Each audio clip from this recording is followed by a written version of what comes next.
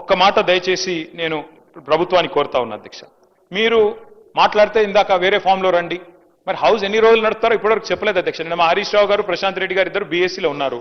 అడిగారు 15 రోజులు నడపండి, ఎరువుల కొరత ఉంది, 15 రోజులు నడపండి, రాష్ట్రంలో వరదలు వచ్చి సమస్యలు ఉన్నాయి, 15 రోజులు నడపండి, బీసీల సమస్య చర్చిద్దాం, బీసీ డిక్లరేషన్ ఒక రోజు పెట్టండి అధ్యక్ష.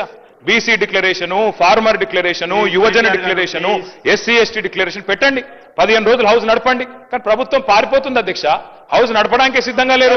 మేమేం చేస్తాం అధ్యక్ష దానికి? We take a strong objection అధ్యక్ష. మేము ఇక్కడే ఉన్నాం అధ్యక్ష, వాళ్ళలాగా పారిపోలేదు.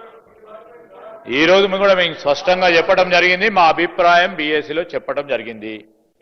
ప్రజా సమస్యలపై వారు అనేక విషయాలను ప్రస్తావన తీసుకొచ్చినప్పుడు అన్ని విషయాల్లో కూడా డిస్కస్ చేయడానికి మా ప్రభుత్వం తరఫున మేము ఓపెన్గా ఉన్నాం. We are ready. ఎన్ని రోజులు అంటే అన్ని రోజులు ఈ సభను నడపడానికి ఎక్కడ కూడా వెనుకాడబోము.